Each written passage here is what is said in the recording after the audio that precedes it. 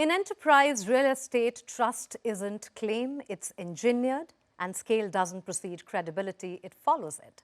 On Business Lodestone, we speak to leaders who understand that building institutions requires patience, precision, and long-term conviction. Today, we are joined by Karan Chopra, co-founder and co-CEO of Tablespace, to explore what it takes to design workspaces and businesses built to endure. A little about Tablespace here. It designs, builds and manages customized enterprise workspaces for large corporates and global capability centers. It partners long-term with clients, integrating real estate strategy, capital deployment, operations into one accountable platform. Is that right? Absolutely right, Mugdha. Thanks for the introduction and thank you for having me here. Our pleasure.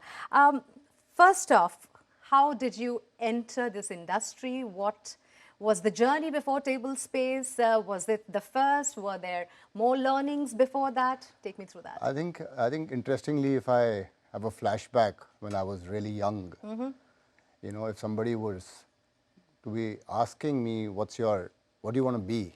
So my friends, a lot of them starting would say either a doctor or an engineer. I would always say I would want to be an entrepreneur. So that's really where my mind was inclined from day one. So yeah, I was as young as 24 when I started building my first company, which was actually a media entertainment firm. Marketing, yeah, right. And then moved to real estate side, and then moved to online tech platform for real estate, and finally ended up building the Tablespace platform. The real estate industry has been through a massive change. What do you think were the milestones that really took you through your journey, made you pivot, made you look at what your core expertise should be or how it should change? Take me through, because it's been quite a while and every industry has gone through its share of ups and downs. See, as an entrepreneur or as a firm, it's very important for you to evolve along with the entire industry.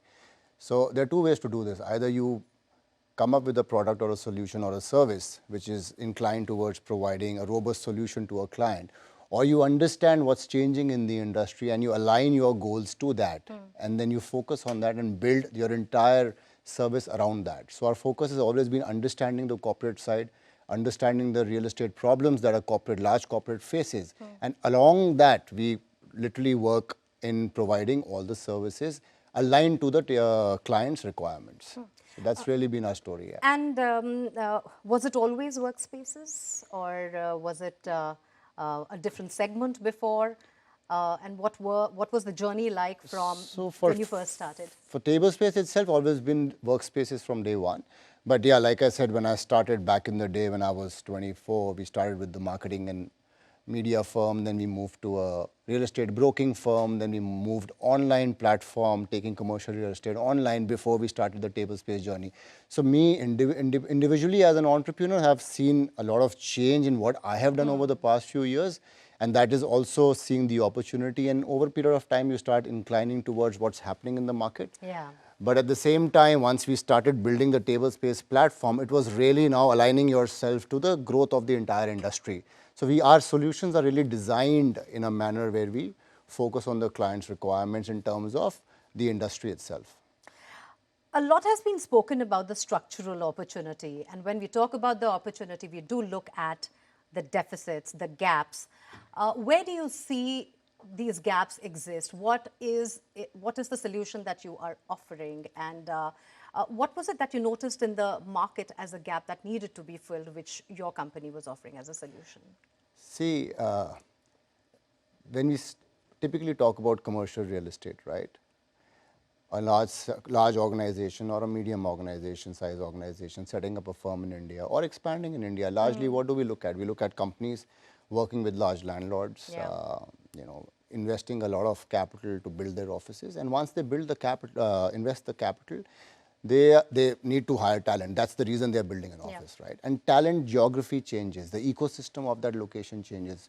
Let's take example of Bombay or Hyderabad. Hyderabad is actually the most recent, well-developed city in the country, right? True. Dynamics of that city changed over the last 7 to 8 years. So it's really how the infrastructure is changing, and if the infrastructure changes, the employee geography changes. But because you've already invested a lot of capital in a certain asset, it's very difficult for a large corporate to move. True. But when we saw the opportunity, we said, why should you be married to that real estate? Yeah. So that's why we came up with a term called liquid real estate, which means that you should not be stuck with the real estate. You have a table space. We will continue to provide you solutions as the industry moves, as the market moves. If you're in A location today and the market moves to B location, we will move you. But because if you do it yourself, it's very difficult to move from A to B because they've already invested heavily on the capital that they've deployed for building an office. That's where you come in. But isn't that also difficult for you? So it is, yes, the answer is it is not difficult, so to say, from setting up an office or setting up our infrastructure over there. But yeah, for us also to move from A to B location is different. But please understand, our entire model is based around flexibility, right? So obviously there is a requirement from a client to move from this location to that, but there will always be a client who still requires that particular location. So because we don't own the asset, we always have the flexibility to leave that particular building. Got it.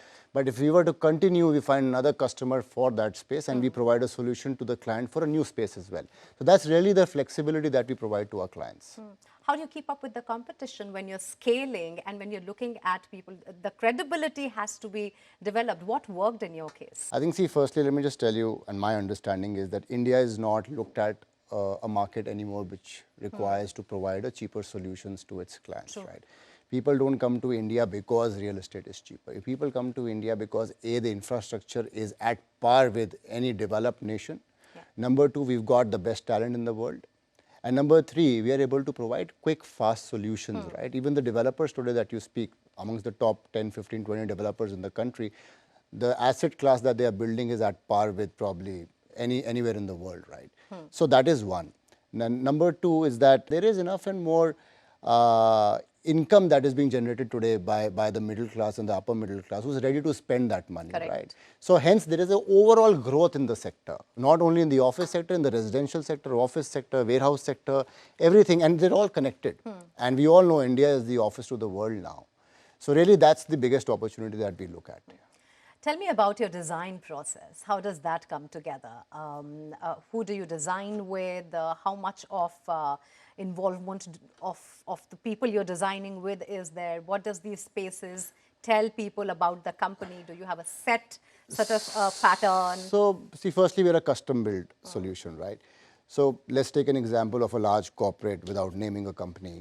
They want to set up an office over here, right? So, firstly, we have a very, very large in-house design team that is very well trained to provide a very quick, fast, but an international solution to all our clients. What is important for anyone to understand and our firm to understand is that we work with large organizations, we understand their guidelines, their principles, their culture, and then we incorporate that into the entire design, what we build in India, but we Indianize that design. For example, a person working in Bombay or in Pune or in Hyderabad or in Delhi, Gurgaon, they need their local flavor. You can't build the same what you've built in New York or in London and the same in Delhi, right? You still have to get that Indianized touch. So we do that, but we bring in the entire global design into the overall office space. So that's really how we work on the overall design offering for all our clients. All right, from spaces to people, how big is the company in terms of locations, and is it easy, difficult to find the kind of people to work with? What is the culture like? How do you go about hiring people? So from a scale perspective, we I think operate give or take about 11, 12 million square feet. We are growing every day, so that number keeps changing. So excuse me for that. From a people perspective, we are about 900 people. And you know, our way of hiring has been, in my view, slightly different. Coming from an entrepreneurship, you know, vision and background, we always tend to hire leaders first. And when we hire the leaders, what we look in them is really if they have the entrepreneurship journey in them. Because see, what are we doing? We are scaling very fast. We are a hyper growth firm, and we are literally building a plane while we fly it, right? So you know how that can be, right? That sounds scary. Yeah. So when you are doing that, you need people who are sort of happy to be a part of that journey, that aggressive journey, but at the same time have fun, which is the culture in an organization. So that's really been the way we've looked at people, hired people. You know, one thing is about being at the right place at the right time, in terms of opportunities, in terms of a team that you have built together that is all there, ready to work at any point, any given time. They have the shared vision. But you know, scaling often comes at several costs. For you, what does it mean when we are talking about scaling? See, firstly, for any business, especially real estate, it is very simple in my view, and I'll probably explain this much more detailed manner, but it's very simple to do a transaction. You can always cut on price and do a transaction. Or let's assume I want to sell a phone. I can obviously cut a price and sell it. The real thing is, can you sell a 100 rupee note for 110? That's the value. And we sell value, we don't sell cost. So if you really want that answer, we've actually said more no's than saying yes, and that's the discipline we've followed. We've always been a grade A operator, operating in grade A assets, operating with grade A clients, and with absolutely top of the line when it comes to people.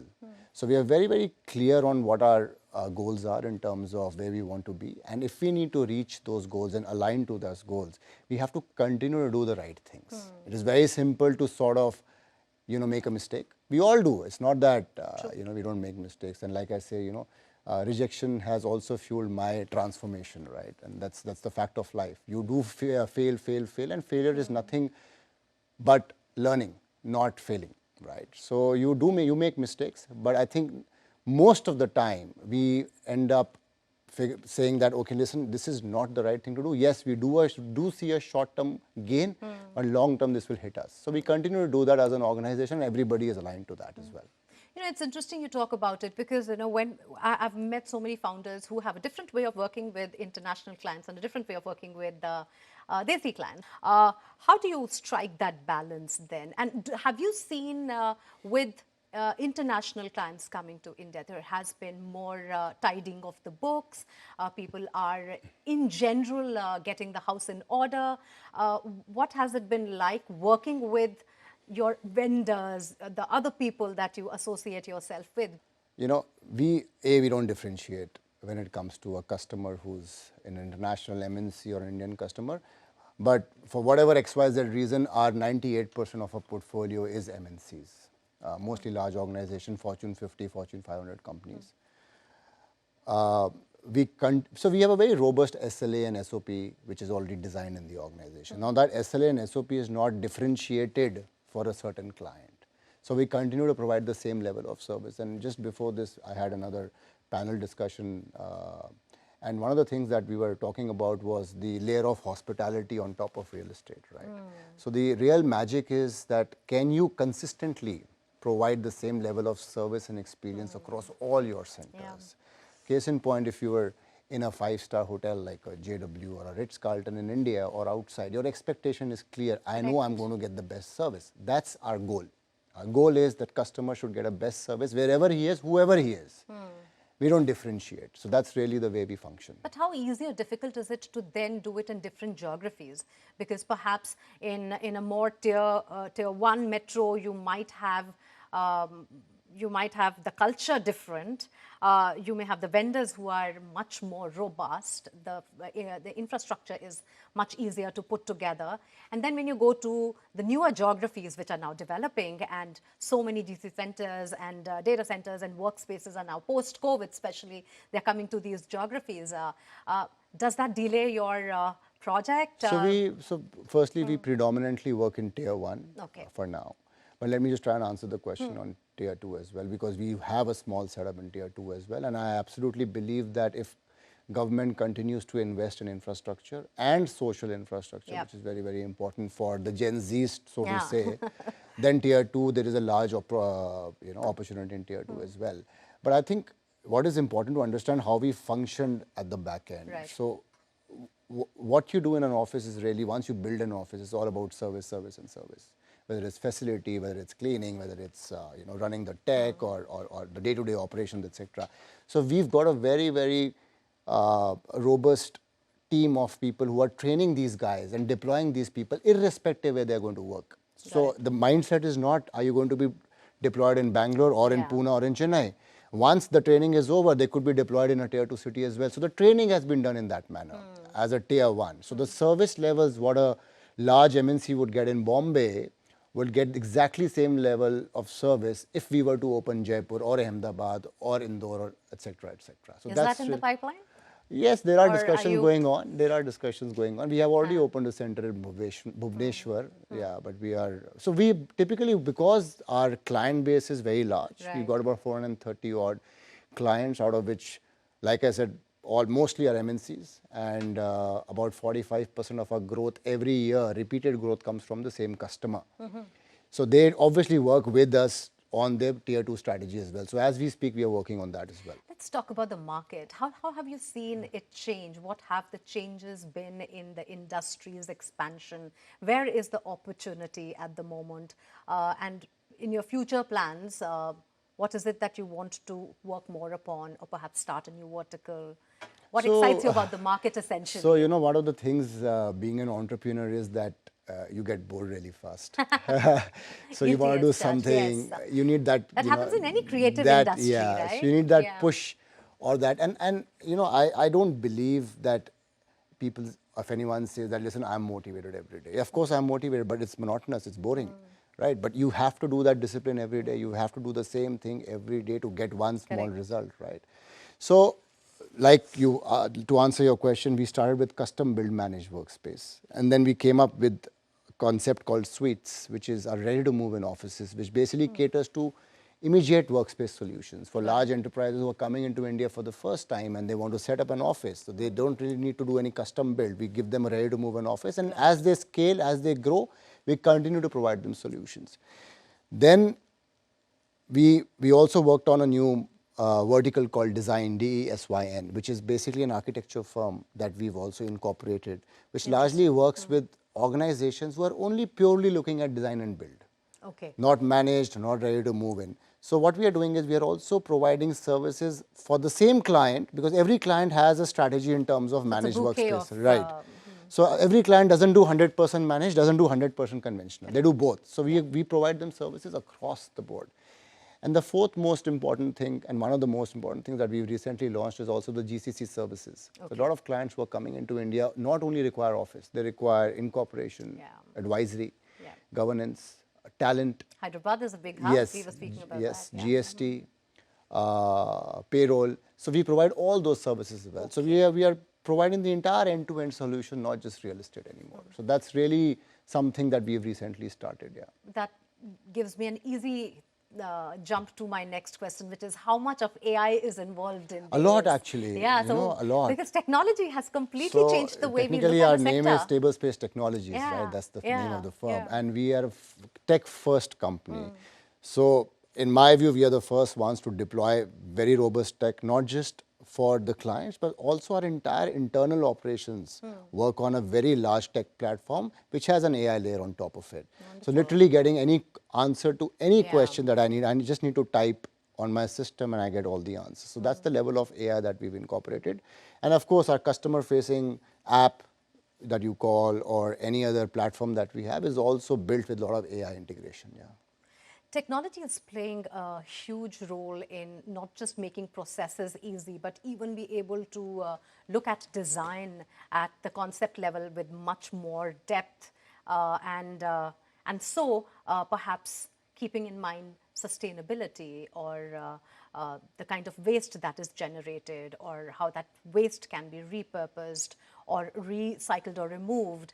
How is that helping you in your journey, and how are you bringing sustainability, the real question, because real estate as a whole, as a sector, generates a lot of waste. How is it designed in your designs to So I cater to think, that? of course, it's one of the most important topics of discussion today outside of GCC, because every time we go somewhere, GCC is the discussion. But yeah, sustainability is in the core of our business, right?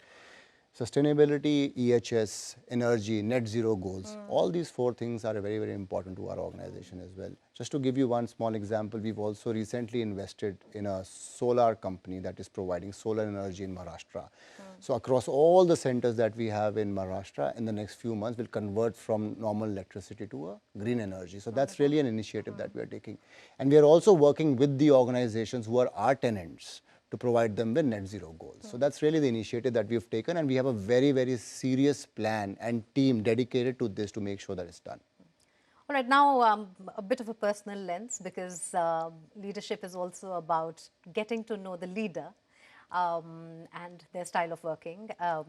What would be your style of working if I were to ask you, are you the midnight oil burner, or are you the one who gets up early in the morning? I'm a very early person. I'm a very, very early person. I start my day at 6:30 in the morning, 6:30 in the morning. And I work till about 8:39. So that's really my working hours. And for me, work is, like we all know, right? Till the time work is fun and not work, it doesn't feel like work. So whether it's 7 days a week, 6 days a week, 5 days a week, it doesn't matter. No, I'm not expecting everyone to do that 7 days a week. I'm talking about myself. Yeah. How do you, when you were talking about your early journey, you did say you were part of 3 different domains, right? Yeah. And every time you moved from one to the other, it could have been a mix of both opportunity. It could have been a mix of, you know, I expected this to run a certain way and it didn't, and so, you know, it makes it better for me to pivot. What were those times like? Because today we are looking at companies and founders who are getting into the business in a very inspirational and very excited manner. But perhaps it's not about how successfully they are handling their successes, but how badly they are handling their failures is what is causing companies to fall apart. So anything that you could tell us from that time? And I think whatever we do, whether it's the first company I built or the second or the third or maybe something in the future, I think first thing first is whatever you do, you have to give your 200%. You have to be ready for failures. And I say that, right, you miss 100% of the shots you've not taken. So you have to take that shot. And whether it's going to succeed or not, it's really tough to answer that question, right?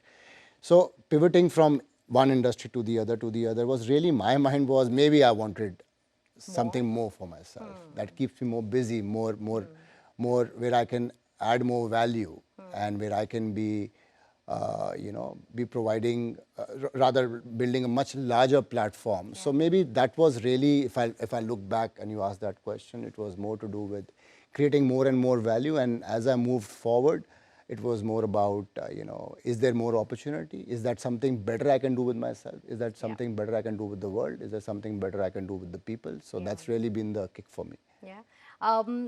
When we talk to leaders, one of the things we often hear about is work-life balance. But obviously, somebody who's getting up at 6:30 and sleeping at 8:30, No, not 9:30, 10, 9:30 is I'm managing not that it boring quite yet. well. I'm not that boring yet. Yeah. But you know, discipline is such a huge part Discipline of... is my if someone asks me what's their mantra of success, it's absolutely discipline. There is nothing else. You have to do the same thing over and over and over and over again. Consistency. Consistency and perseverance is the only way you can get to your goal. There is no other way. Before I let you go, what is it that Tablespace is looking at in the next 1 or 2 years? I never go beyond that because everything changes so quickly and there's so many opportunities. Yeah. Of course, there are many opportunities, and I think as an organization, like I said, we are still, you know, building as we fly, right? So our goal is to have much more robust processes around what we do. We love innovation, we love technology, we love AI, we love to do things first. We've always been market leaders when it comes to doing something new.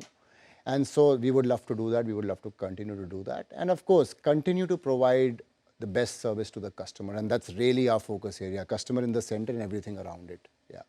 Karan Chopra, what a privilege and pleasure to speak to you. Thank you, Mugdha. Very nice to speak to you as well. Thank you. Thank you. All right. In industries defined by cycles, the real differentiator is consistency of delivery, of discipline, of trust. And that is what our conversation was all about today. Stay tuned for more conversation with leaders who build for the long term.